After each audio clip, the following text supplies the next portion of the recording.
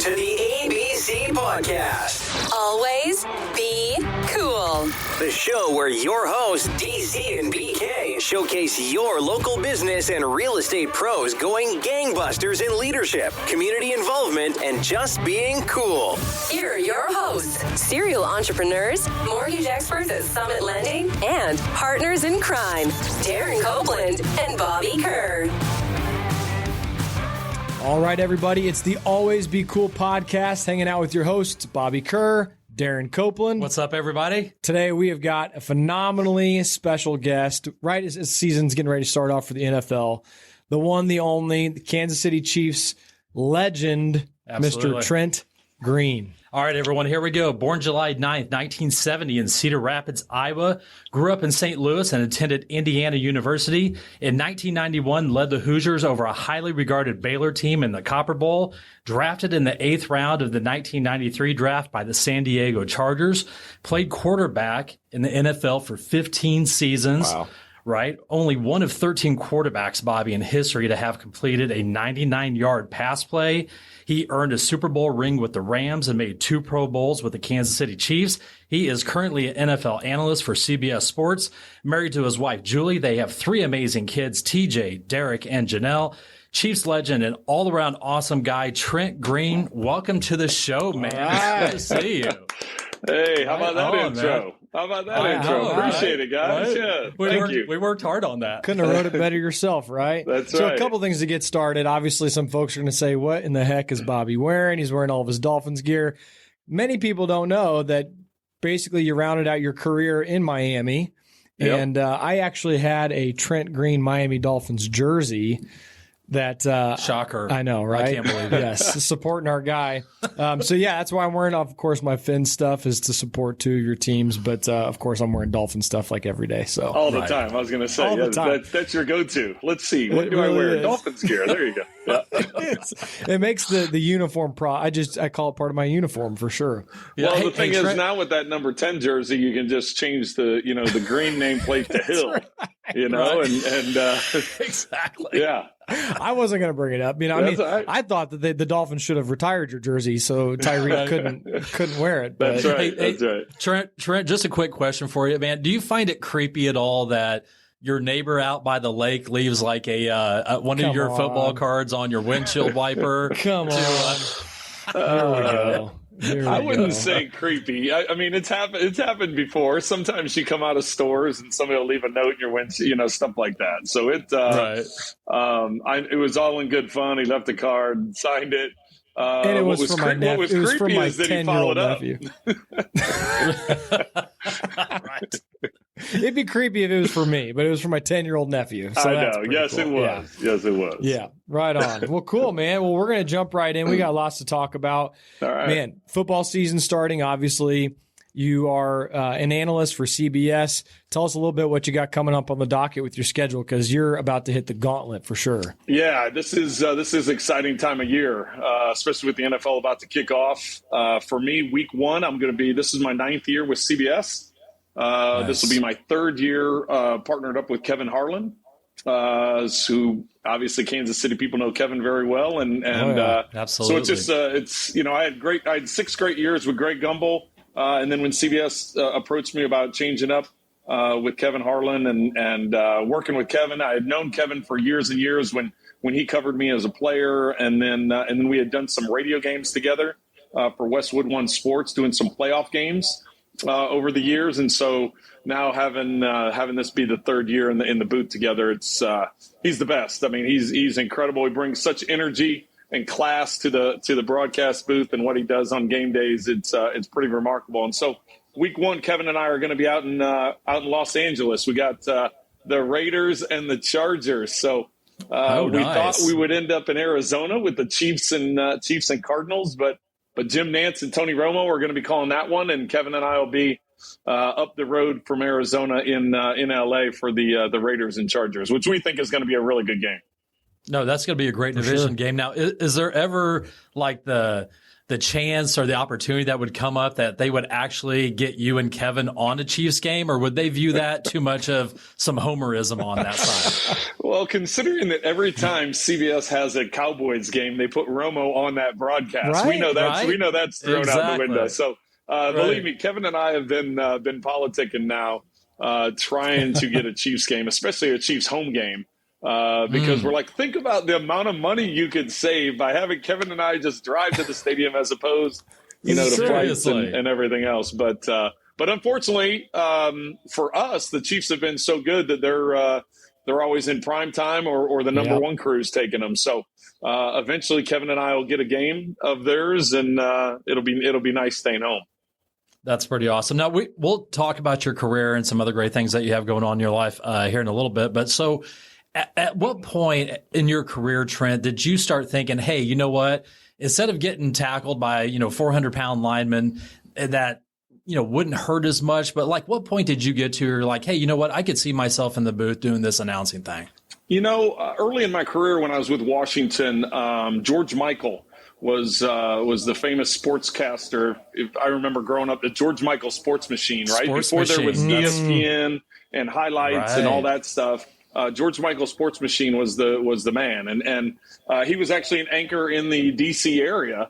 When I was the 1 year I was the starting quarterback there, I got to know him and did a quarterback show with him, and was like, you know what, this TV thing's pretty fun. This is kind of cool to do. And over the years, he would have me do a Super Bowl show with him down wherever the game was. He would have me come in and do like a preview show, and so I got more exposure to it towards the end of my career. In Kansas City, I had CBS reached out and said, hey, during the bye week, do you want to come in for the NFL Today? Just be a guest host on the NFL Today with the guys. At the time, it was Dan Marino. Jim Nantz was the host. Dan Marino was on the set, Deion Sanders and Boomer Esiason. So, those are the guys that kind of got me started. And I was like, wait a second, you guys do this hour show. Now, we were there like 3 hours before, but we're here. We do all this stuff. I go, and then you sit around and you watch the games, and then you talk about the games at halftime, and you eat food, and you watch more football, and you talk more about football. So that's kind of my first. What's that? Yeah, you're like, I want to do that. Yeah, exactly. I'm like, wait a second, this is what you guys do every weekend? I'm like, this is pretty cool. So for a guy that was a business major in college and thought that would be the route that I went, the TV thing just kind of became fun, and it was something that I felt comfortable with, and had a few more opportunities throughout my playing career. ESPN brought me in for a couple of drafts, did a roundtable thing for ESPN, did NFL Network.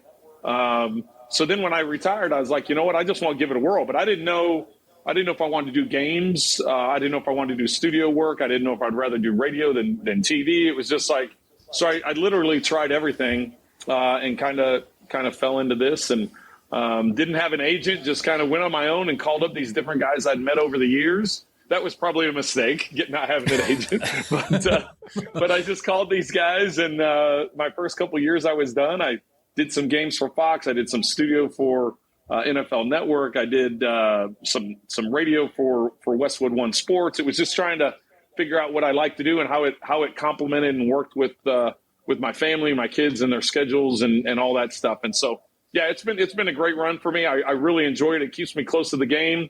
A lot of the guys I played against now are now coaches. So I get to see a lot of them, and we get to talk smack to each other. And right. The guys that are playing now, not a lot of them remember watching me play because they were all pretty young, but they do remember. They're like, hey, you know what? I always played you on Madden. You were really good on Madden. You and Tony Gonzalez and Priest Holmes. And I was like, yeah. So now the younger guys talk about me on Madden more than they do, having watched me play.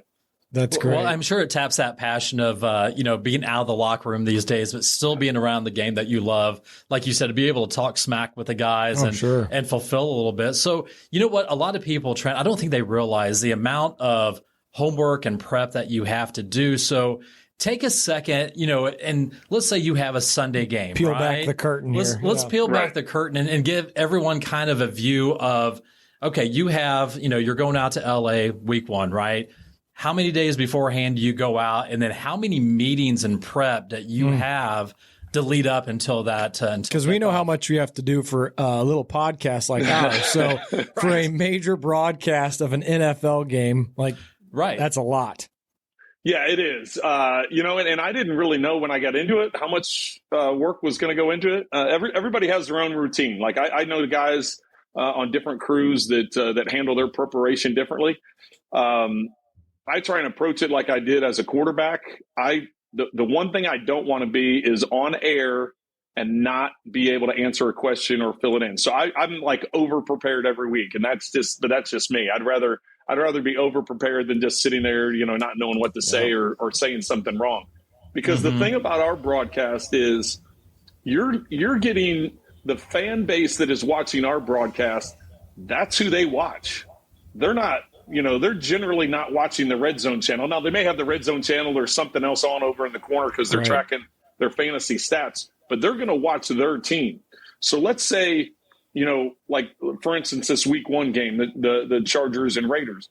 I need to know the details of what moves they made in the offseason, what coaching changes they made, what they did in the front office, what their ticket sales are, what big free agents. I mean, you have to know all that stuff because the average fan that's their team, they know all those details. So anyway, for me, just to answer your question, I usually start on Tuesday afternoons, Tuesday nights, start watching tape and getting ready. And then Wednesday, it's just kind of an all day watching film, reading. I still do everything by hand. I know a lot of guys in my business, they have other people make their boards, or they have, computer generated boards that they try and put together. What I do is I'll put together folders where the top half is one team's defense, the bottom half is another team's offense. So I kind of have them when those units are on the field, I've got that in front of me. So if I need to reference it, I can. And then I have just different notes on the other side of that, stats, schedules, coaches, GMs, history with the organization, any kind of big numbers or stats or anything that I think is important for the game. I do it all by hand throughout the course of the week, starting on Tuesday night. And I'll go back and watch a couple of games, like the previous week's games. I'll go back, like, for instance, this week's game, because it's the first game of the season. You don't get a lot out of the preseason games. I'll go back and watch last year's games, even though the coaching staff for the Raiders is different. They had an epic game there at the end of the season where if they tied, both teams were going to make the playoffs, and they end up going to overtime. I mean, there's a lot of crazy things that we can talk about in this first game. So, there is a lot of preparation that goes into it. But as I said, I'd rather be over prepared than not prepared enough. Sure. So you mentioned that you, leading up to this current career that you've got full time, you had done a little bit of draft stuff. You had done some live game. You kicked the tires on the studio portion. Was there an audition process? What was that like for you to get into this role? Just tell us a little bit about that. It was so now they have this thing called NFL boot camp that players, like current players, they can go in the off season, spend a weekend. Usually it's at NFL Network. Well, they'll come in and they'll bring you in. They're like, hey, you want to be a camera guy? There's a camera guy. You want to be the sound? You want to be in front of the camera? You want to do games? Nice. You want to, they let them do practice. That was not the case when I came out. I remember when Fox hired me my first year to do 7 games. They're like, hey, we're going to have you come down to Tampa Bay and do a practice game during the preseason. It's not to go out over the air. We just want you sitting in the booth. And I was like, okay, well, what do I need to bring? Oh, don't bring anything. Just come down and talk football. Well, yeah, you're fine. Fortunately, I'm more prepared than that. So sure, I called Coach Vermeil because I knew he had done college broadcasting for 15 years during his hiatus between, the Eagles and the Rams. And I said, Coach, what do I ask these coaches? What do I ask these players? What do I have to have with me in the booth? What do I need to take with me, to the complex to talk to these guys? And so he gave me a big rundown of like, hey, this is what to anticipate. This is what you need to be ready for. And so he gave me a little bit of insight into that. And then I've kind of formulated my own plan because I was at Fox initially. I talked to Troy Aikman about how he did things. Troy was a guy I looked up to as a player. He played under Norv Turner. I played under Norv Turner in Washington for 4 years. So I had known Troy through some different avenues and picked his brain a little bit about how he prepared. And then just some other guys, just get bits and pieces from guys just to find out how they prepare and how they get themselves ready. So, that's really how it was kind of formulated over the years, and how I finally got to the point that I was. So lesson there, no matter really the arena that you're in, whether it's playing football, professional football, or you're prepping for a podcast, or you're prepping to be an analyst for an NFL game, there truly is something to putting in the work so that way you're not letting yourself down or not accomplishing your goals. That's what we love talking about and stuff on the show, is that the amount of prep that people do in order to be successful. And it's something that you could have gone in and just said, "Oh, just come up and talk football," right? But you said, "No, there's no way that my heart will allow me to do something like that." Well, it's probably similar to what you did, in your playing career, Trent. I guarantee, in high school, and you probably didn't go to Indiana just on the whim and you just not be prepared, right? So again, whether it's football, business, always be prepared, because the last thing you want to do is go on air or embarrass yourself, or, be in a game and not know what the playbook is or anything like that. So that's a very valuable lesson on that. And it seems like, Trent, about every single podcast we do, that Coach Vermeil comes in some way, somehow, that he's had an effect on someone's life. So, in fact, that would be a good segue. It is. Tell us a little bit about your relationship with Coach. Well, he's one of the most special people in my life. I was so honored to be a part of his Hall of Fame weekend this past summer when he got into the Pro Football Hall of Fame in Canton. There was a number of players, coaches, people that he had coached all the way back to his high school days when he was a high school coach. Then he was a junior high coach. Then, of course, he was at UCLA before going to the Eagles. And so seeing all these guys come together to celebrate Coach Vermeil was really special. I talk to him at least every couple of weeks. Wow. I know his kids. I know his grandkids. I know his wife, Carol. It's just a great relationship. So it's someone that I value a lot and want to keep up that contact. And we've been able to do that. We try and get together as much as we can. It's usually, a couple times a year in person. If I happen to have a game in Philly, I'll go out to the house, or sometimes he'll come into Kansas City to do a few wine events, and I'll make sure that I get to see him then. But yeah, I think the world of Coach. That's awesome. Well, we did a podcast a couple of weeks ago with Vince Papale. Yeah. And and so he was on the show. He's not lacking any energy, Bobby. He does not lack any energy. He's not. No, he was really quiet. We had to pull, answers out of him, So. Yeah. He didn't want to talk about Coach Vermeil at all either. Let me guess. You asked him one question, and then after an hour, you're like, "Well, that's a wrap. All right. Hey, Vince, I appreciate your time. Here we go." Pretty much. That was pretty close. Yeah, he did. He stuck around the show for over an hour, and it was really, really valuable stuff. But obviously, like yourself, like Kurt Warner, like Vince, Coach Vermeil had such an important part in the story of their lives and in your life. So for you to discuss how you've maintained that relationship, again, another life lesson for anybody is when you've got those special people in your life and you really love them and you care for them, you nurture that no matter how many years goes by, right? Well, and that's the thing that Coach has always made it. And I had that foundation in my life with my parents and both my maternal and paternal grandparents, blue collar, hardworking, value relationships, value people, so all that was there, but then Coach really took it to another level, as far as him being a leader of an organization. He wanted everybody to feel a part of it, no matter if you were a player, a coach, a secretary, somebody working in the ticket office, the marketing, the janitors working on the weekend, the guys cutting the grass for the practice field. I mean, he made it a point to go around the building and get everybody involved. And that was the great thing about Canton this summer. It wasn't just the players and his former coaches that came back. I mean, I got to see front office people, behind the scenes people that I hadn't seen, from a St. Louis standpoint, I hadn't seen in over 20 years.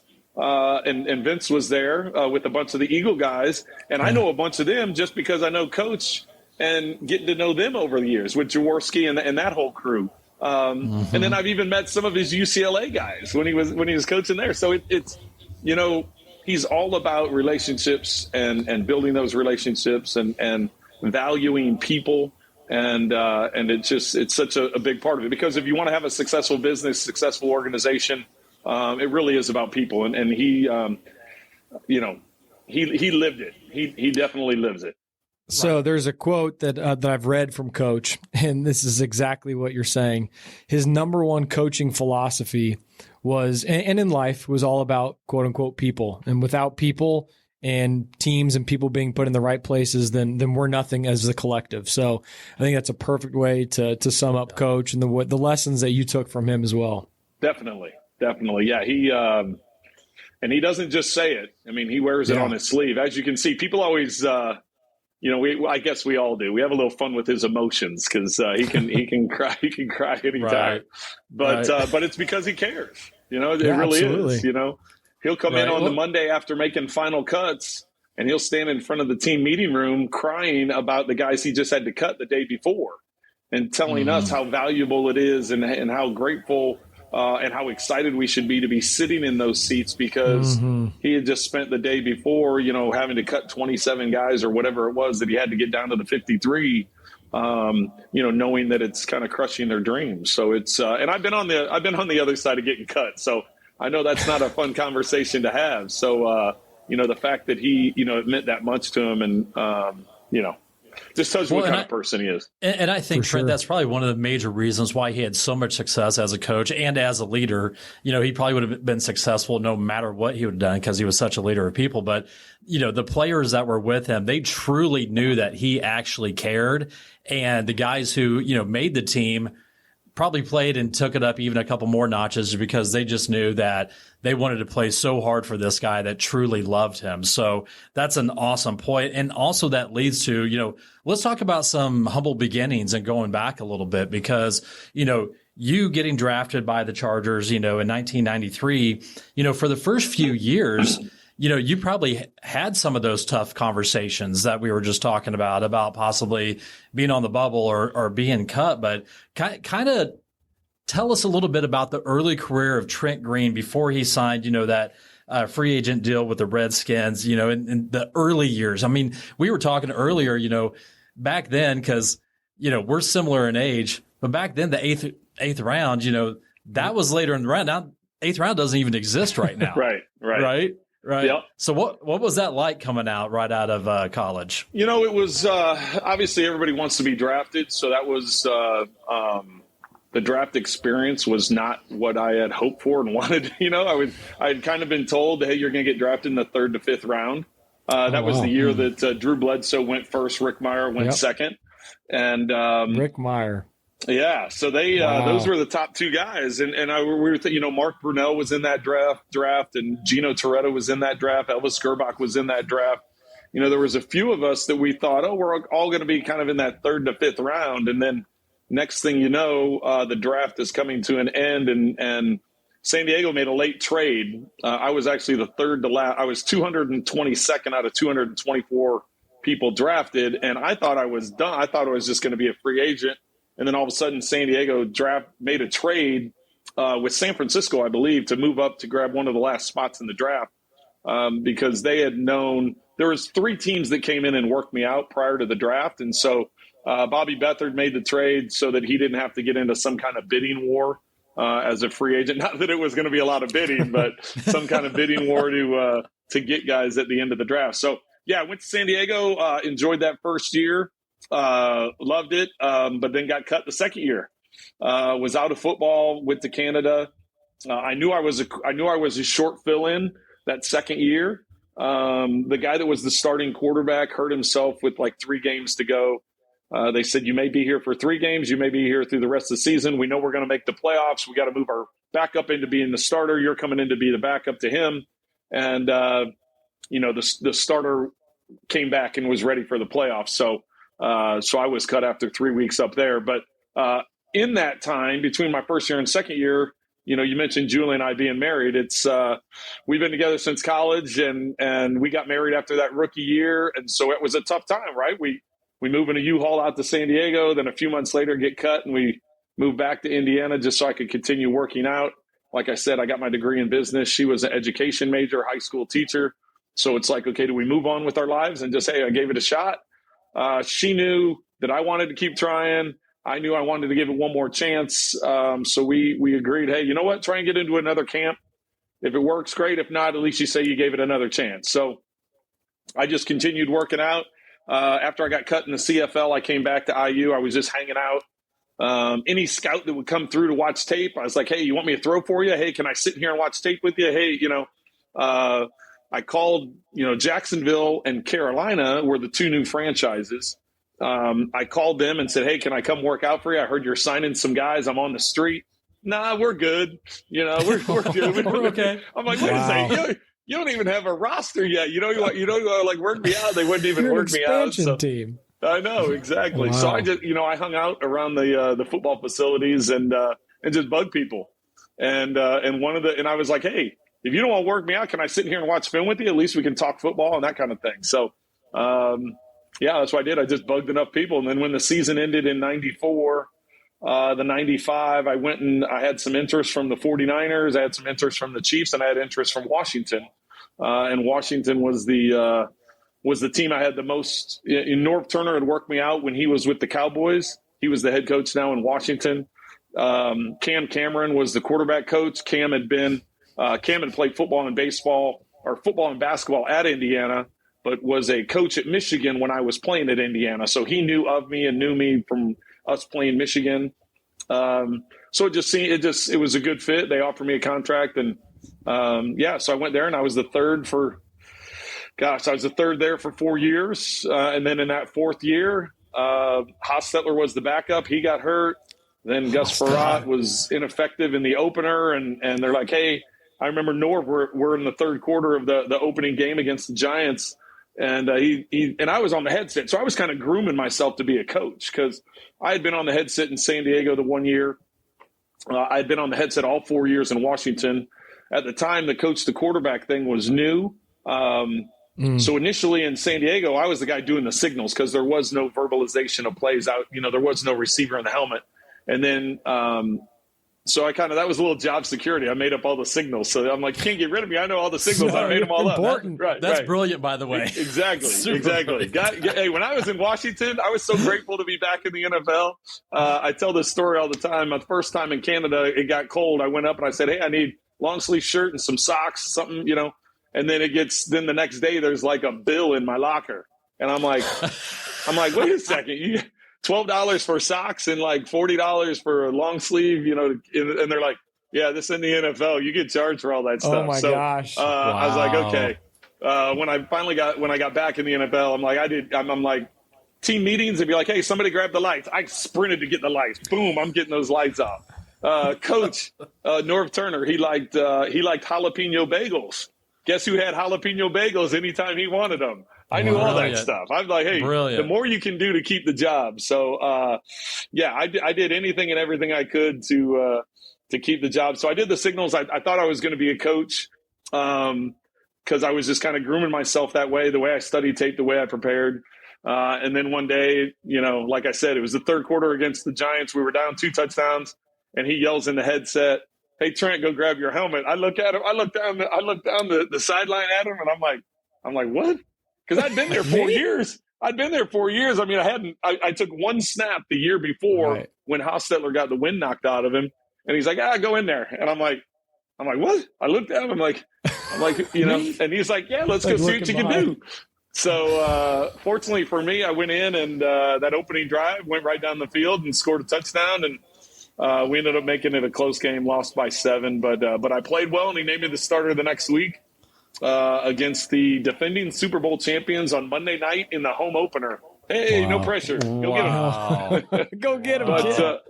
But it was, all those experiences, as we talked about earlier, right? It's about relationships, about building people, about being prepared when that opportunity comes up. It's like, that Giants game happened.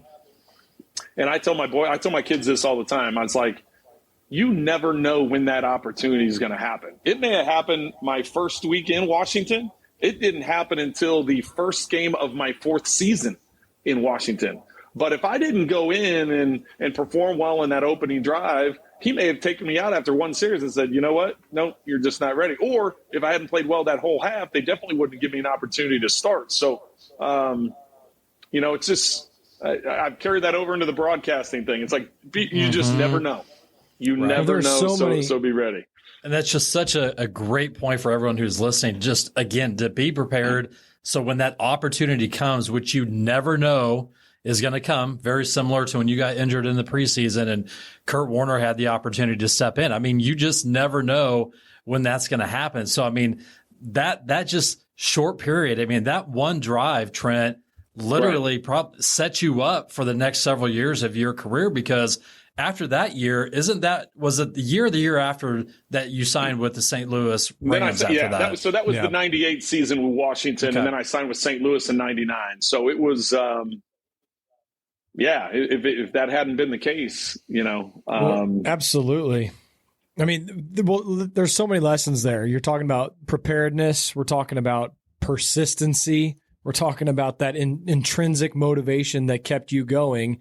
If you don't stay as persistent as you were, right? Or if Julie isn't also your partner at the same time saying, no, this is your dream. You can do this. Let's go back to Indiana so you can train. And you literally saying, hey, I'm here to try out. Who wants to come hang out? I'll throw footballs. Oh, by the way, can we just sit and talk football while I watch film? Right. That is not something that most people would take it to that level, but because you were so fired up and passionate and you were so clear on your vision on what you wanted to accomplish, I think that's the lesson for everybody to take away, whether you're going to a meeting and the meeting doesn't work out because somebody doesn't show up that you were expecting, right? What do you do about that? You turn lemons into lemonade, right? Be relentless, right? That's Be what relentless. We always talk about being relentless. Absolutely. Yeah, exactly. And even if, there's 2 NFL teams that don't have rosters yet that need to be filled out and you go ask them, you still be relentless even when you get turned down by that, right? I mean, that's an amazing story right there. So, I liked reminding them years later. I was like, I was the guy that, of course, they don't remember the phone call because I just cold called them. Hey, this is Trent Green. I played in Indiana a couple years ago. Can I come down and retire? And they're like, no. So when I brought it up, because I know the one guy I talked to specifically at the time, he was the assistant GM, and they didn't have that many employees for the Carolina Panthers. And so I told him, I'm like, I called you one time. He's like, what? I'm like, yeah. I'm like, you wouldn't even look. You were just a guy. Yeah, you were just a guy. Guy on the street, right? Yeah. So at that point, he needs to be in complete denial for you didn't call me for his safety and his future career. Well, before we pivot, probably move on to the next phase, right, of the career in the Rams and the Chiefs. There is a quote that I've read that you said, and it's all talking about your kind of path and your career arc, and it was, quote, I probably took more positives out of it than anything, and it's probably made me a better person and player. And I think that's so important for people to realize that, hey, even if something's not going as I originally planned, that's okay. There's still an opportunity here for me to do something with it. I love that. I think that quote speaks about your personality, your positivity, your relentless attitude, and then that obviously sets you up for the biggest phase of your career, which is what we're getting ready to speak of, right? Yeah, it's always trying to have that positive approach. And believe me, I have bad days like everybody else, but I mean, for the most part, you find a way to make it work, right? And you find positives out of everything. And I've tried to stress that to my kids over the years. It's funny because I got into the TV business and, everybody, it's like panic, right? You're like, oh my gosh, it's like 30 seconds till we're live and we had a microphone go down. I'm like, it's okay.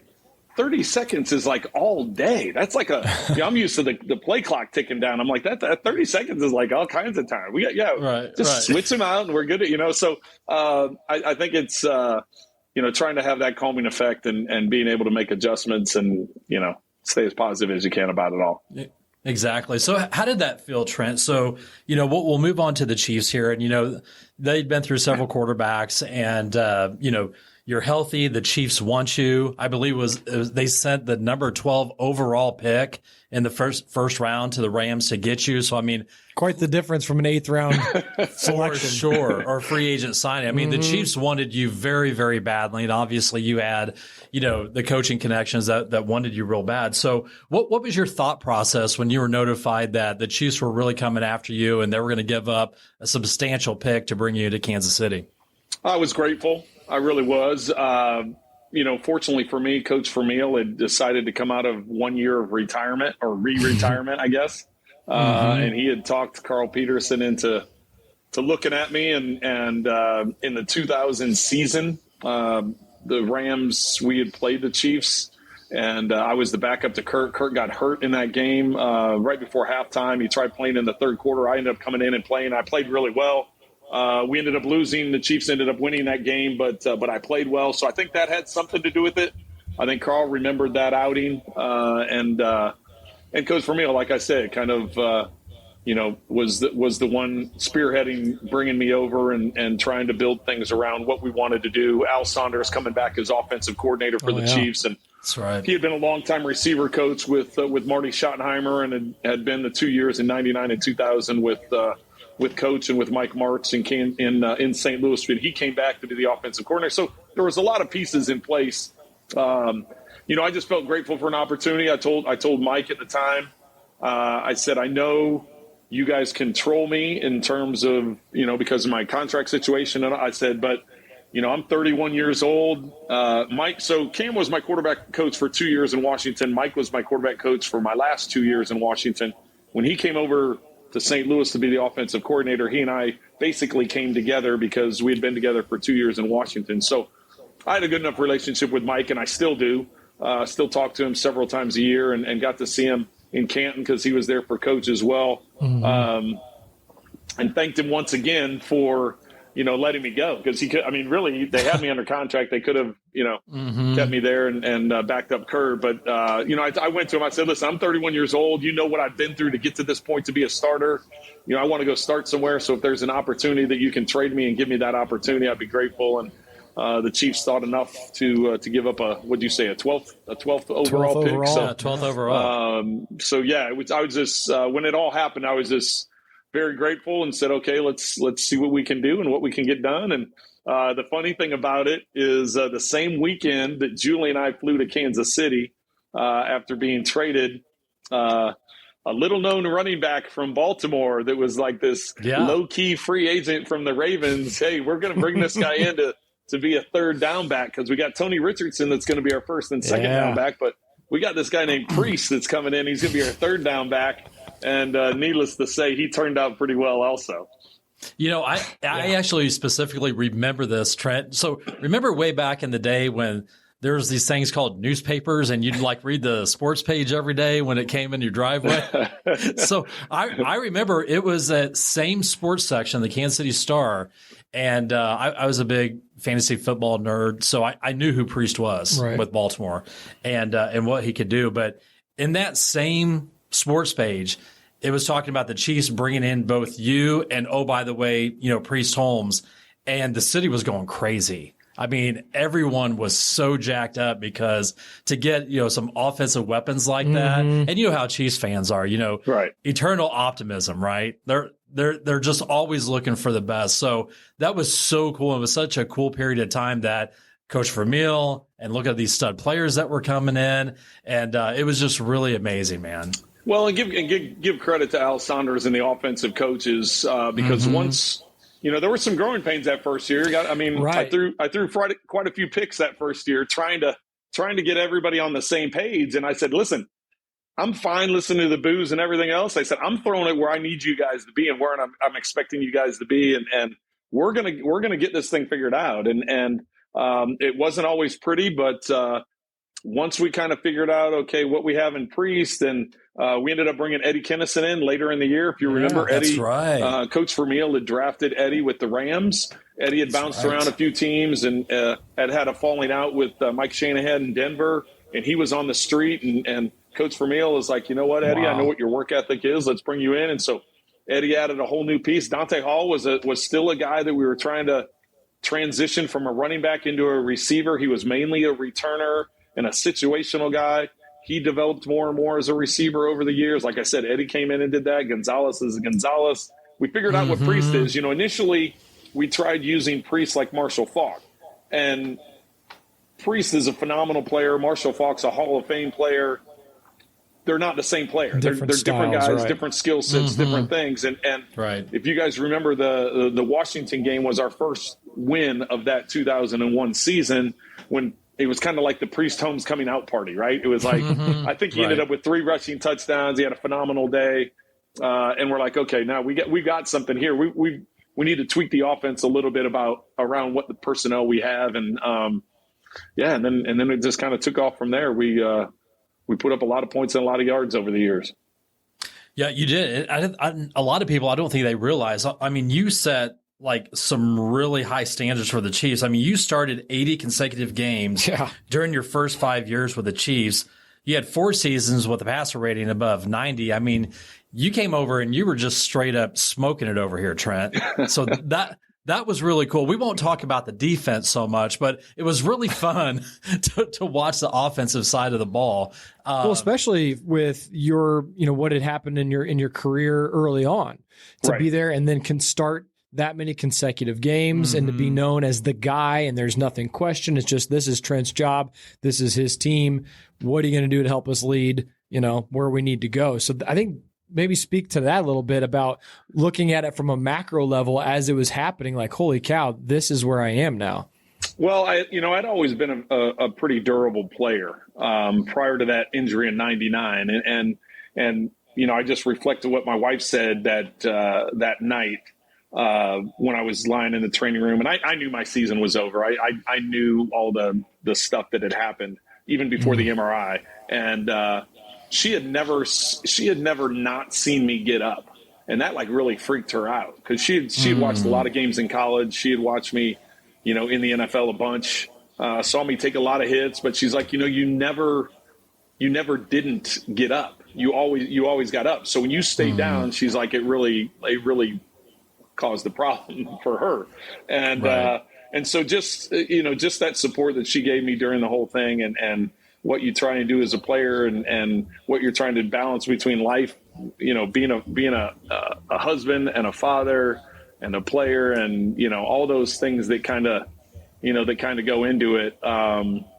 It's a balancing act. And, we had a great run here. I always, because of the injuries that happened at that point in time, prior to the concussion, and I know we haven't gotten to that point in 2006, I took a lot of pride in being there and showing up every Sunday, being ready to go.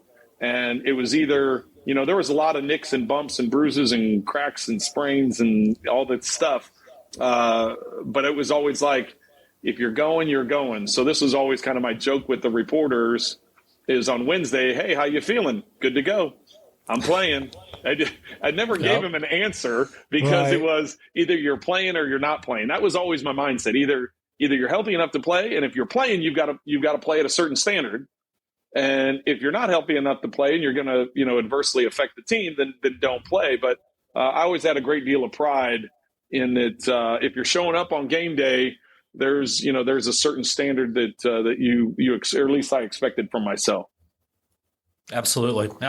So let's talk about that a little bit on the 2006 season. The game against the Bengals, you had the major concussion. So, obviously you don't, remember too much after that, but, kind of talk about that. I mean, that was, even before a lot of the concussion protocols had come into play, but what was that like to have that type of injury to where, again, that's another time, Julie didn't see you get up. What was that like to have that and rebound from something like that? Well, it was scary, to be completely honest with you. We didn't really know a lot about concussions at that point in time. There wasn't a lot of technology that had changed in terms of helmets or equipment or rule changes that are now in place. I had never had a concussion, or at least I didn't think I had a concussion. Now there are so many different grades, and I've definitely had double-digit concussions. I have no idea what the number is, but sure. When you play on the hard AstroTurf that everybody had in the 80s and 90s, you're bound to bounce your helmet off of that turf. So it's So I have no idea how many concussions, but it was scary. It definitely was scary. But here's the thing, and I tell people this all the time, and I remember I've had multiple conversations with Roger Goodell over the years as they were trying to get the protocols in place in terms of concussions and how things were handled. And I give all the credit in the world to Carl Peterson and the Chiefs organization for the way they handled it, because they immediately handed everything over to the neurosurgeons and the neurologists and the neuropsychologists. They said, listen, he's not coming back until you guys say he comes back. Here's the thing a lot of people don't know. The protocols that were in place at the time in the NFL, I passed those protocols within 3 games. Oh, wow. Based on the protocols that were in place, At the I time. could have been cleared in 3 weeks. The neurosurgeon was like, absolutely not. Which No way. At the time as a player, I was mad. I mean, I would come in every day mad. Like in 3 weeks, I had passed, and yet the neurosurgeon wasn't even letting me lightly work out. It all started, so I ended up missing 8 games, but it was about a month there before they would let me walk on a treadmill, or they would let me do like band work, lifting 5-10 pound weights, because they didn't want any strain that would put pressure.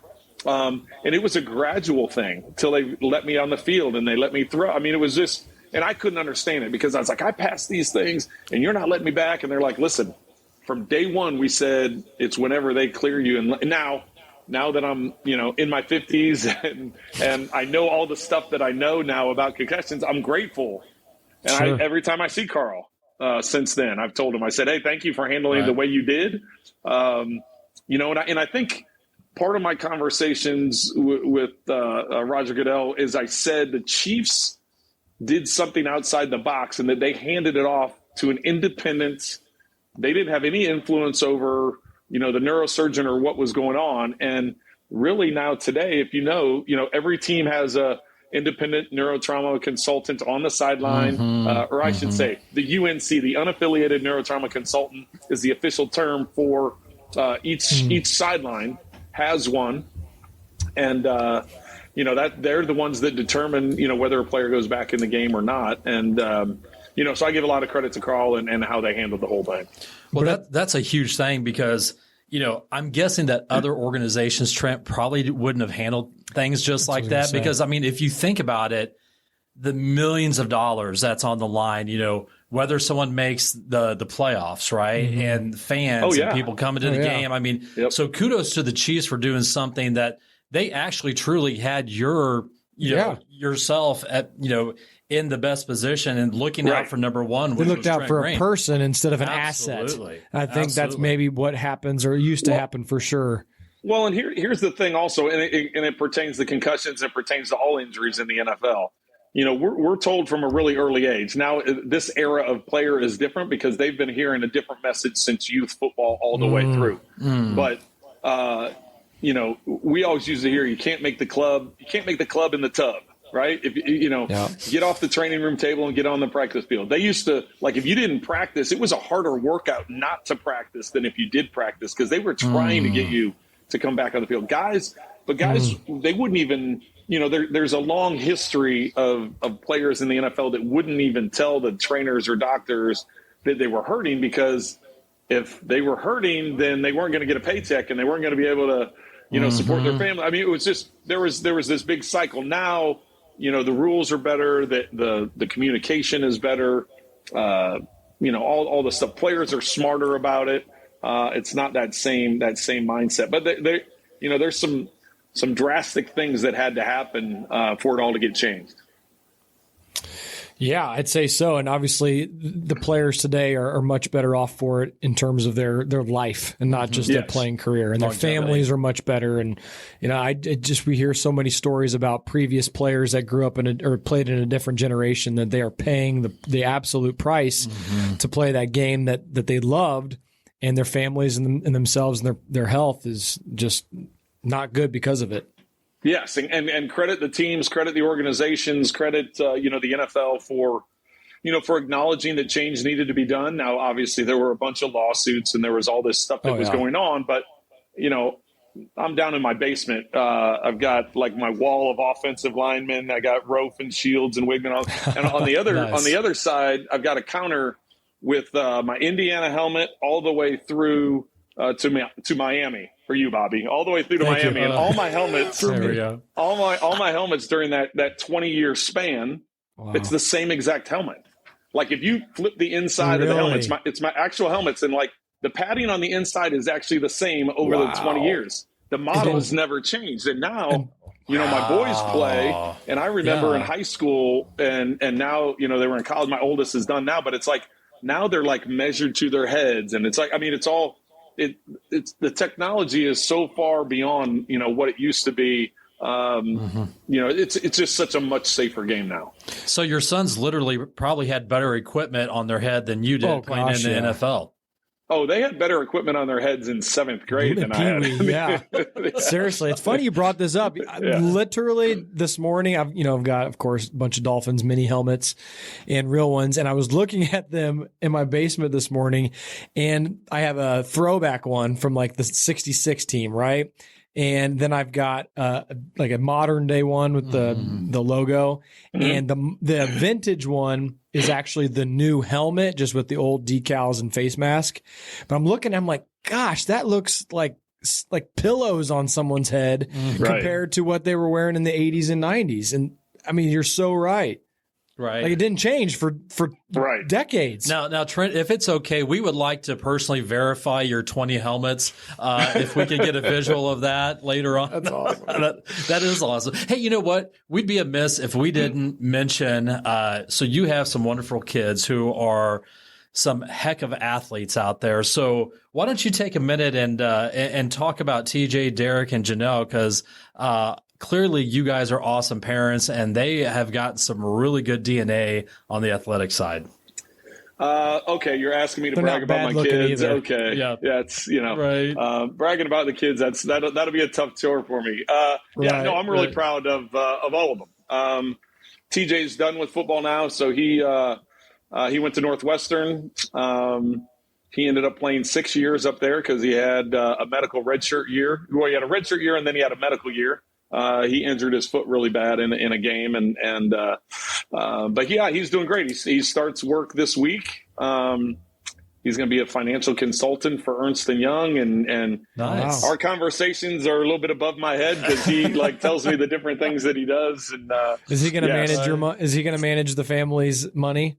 No, no, not so much. He's more into. So his last degree, he ended up leaving with 3 degrees. He had two grad degrees and an undergrad degree, and his last degree was in data analytics. So he loves crunching numbers and problem solving through numbers and figuring out how to streamline. So Ernst & Young, he's going to do like mergers and acquisitions, and that's he'll come in and here's the stuff at our company. How can we make it better? And he'll do it from a number standpoint, data analytics standpoint. And then Derek, cool. our second son, he just graduated from SMU. He played football down there. He got his degree in finance and is now getting an MBA at Long Island University, which is an FCS school. So he's got a couple more years of eligibility. So he's playing up there.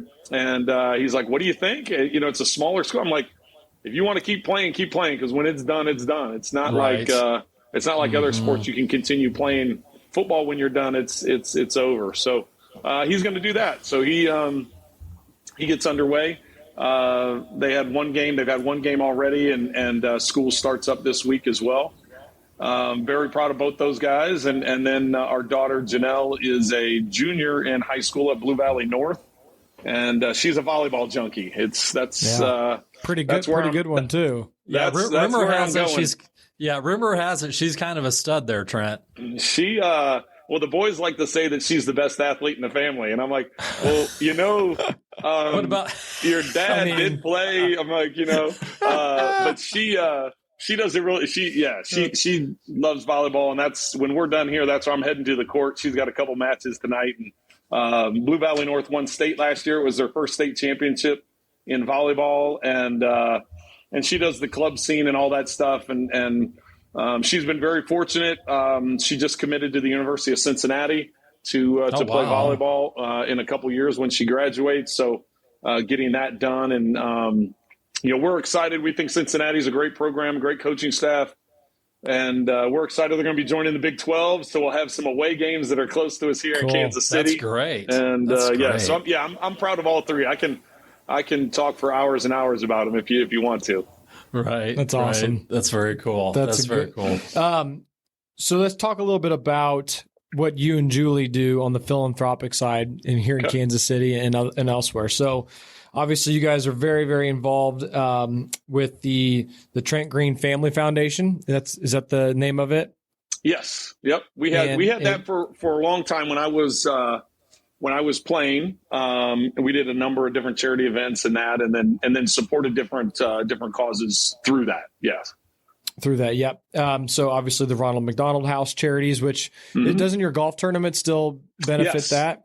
So we just did our what was it? 12th year that we merged and had our I was at the end of my playing career. Sponsorships they go away when you're not playing. That's shocking, right? It's like, weird how that happens.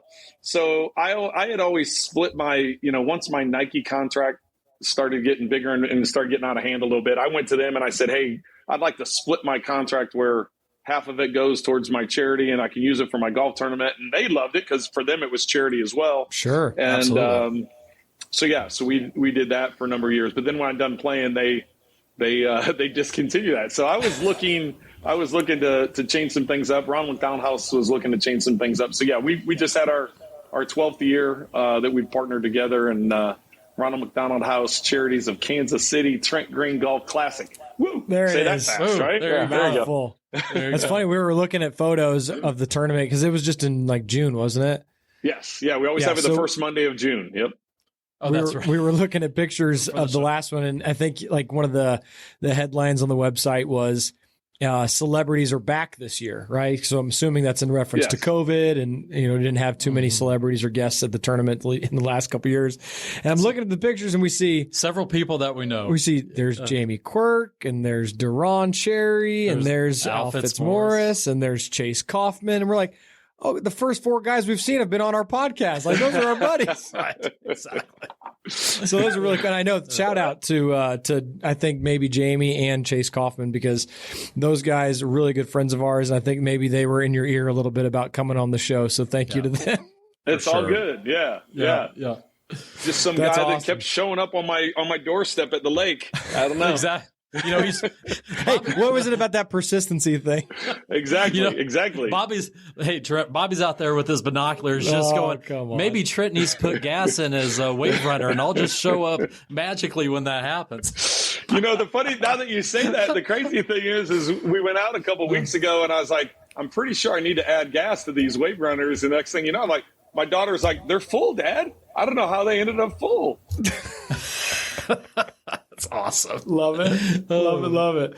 Man, well, I'll tell you what, this has been awesome, Trent. We appreciate you so much. We know you're a super busy guy, man, and you've got a full slate coming up, pretty much over the next 6 months. So we want to be mindful of your time. And, man, thank you so much, with your upcoming schedule. Before I get out of here, yes. I don't mean to cut you off, but before I get out of here, I got to let Bobby know that I've got the Dolphins coming up, week 2.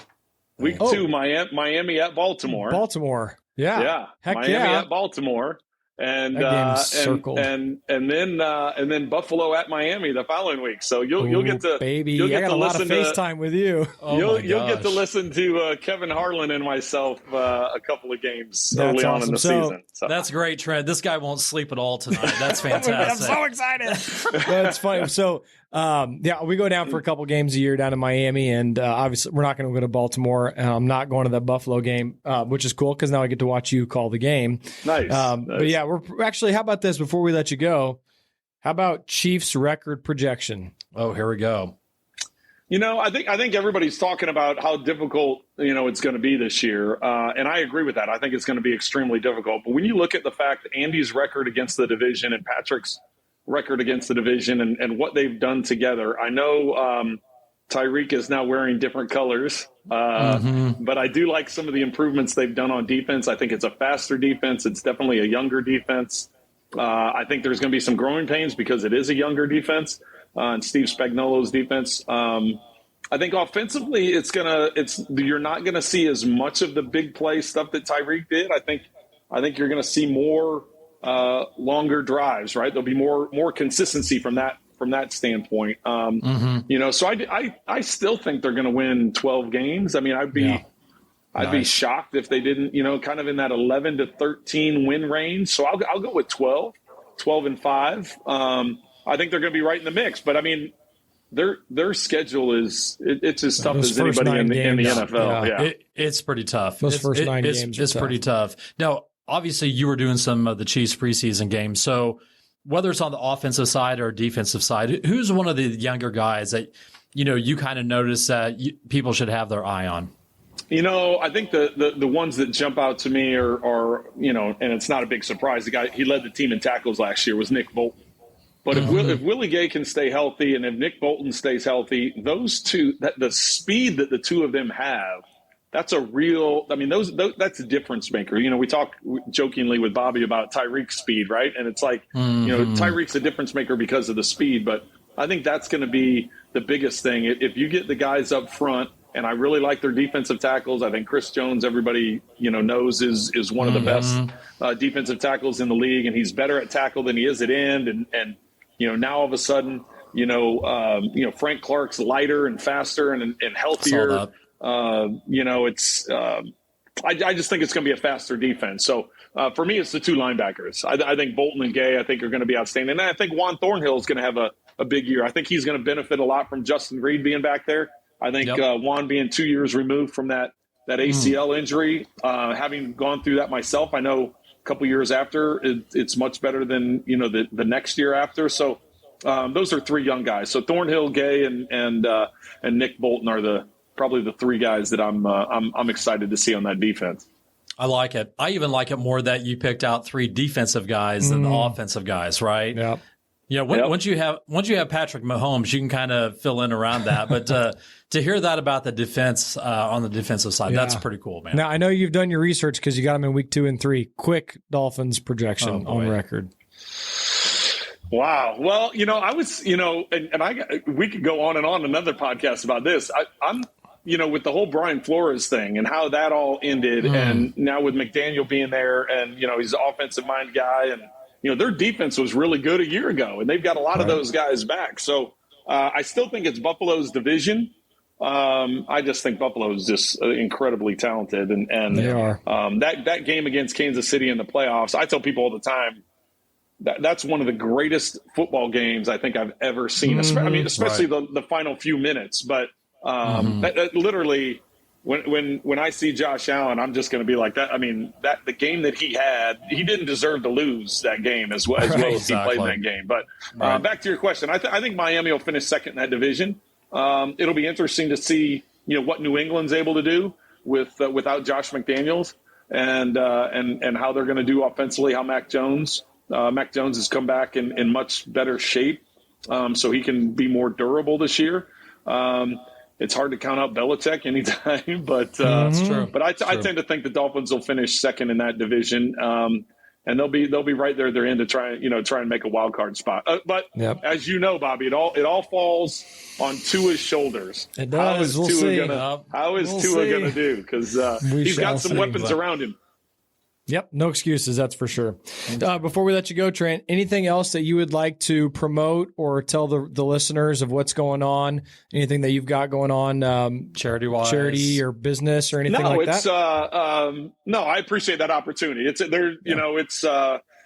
do a lot of work with Children's Mercy Hospital, do a lot of work with Ronald McDonald House Charities. We started, we have 4 reading labs with Phoenix Family, the Hike Reading Program, help instill the key to education. So, if you're someone that likes to be involved and read with kids, and it's trying to reach out to the underserved of our community to get their reading efficiency levels higher. So we have these 4 reading centers. They're always looking for volunteers. So if people want to volunteer and help these kids learn how to read and get their reading efficiency better, because then that leads to them wanting to stay in school and graduate high school and go on to college. There's a lot of things I can get into from an education standpoint that we really feel strongly about, that we partnered up with Phoenix Family for that. So I just appreciate this opportunity. Glad we finally got this done. Your persistency paid off. Relentless. Right. Relentless, Lessons man. from Trent Green. That's for sure. Cool. Man, thank you for all the good info. Have an awesome upcoming season with Kevin. I know that'll be a lot of fun, and you'll have a couple guys here in Kansas City definitely cheering you on, man. Absolutely. We're going to wrap up the show here, Trent. Hang on the line for just 30 more seconds if you can. All right. And Sounds good. then we'll wrap it up. Guys, this has been the Always Be Cool podcast with Bobby Kerr, Darren Copeland in the Summit Lending Studios. Thanks for listening. Find us anywhere you can find podcasts at Spotify, Google, Apple Podcasts, as well as Instagram and Facebook at Always Be Cool Podcast. Guys, Trent Green in the house. Thank you so much. Everybody have a great day. See you, everybody. If you are hearing this message, you've listened to the entire episode. And for that, Darren and Bobby thank you from the bottom of their hearts. They hope you enjoyed this new episode. And if you did, please leave them a review on Apple Podcasts, Spotify, or wherever else you're listening. Please share this episode with others who may be interested in our community. Also, feel free to let DC and BK know which business or community leaders you'd like to see covered in future episodes. Get in touch in the comments or on social media. See you next time for a new episode. And remember, always be cool. This podcast is powered by Summit Lending, NMLS number 1850081, Equal Housing Lender.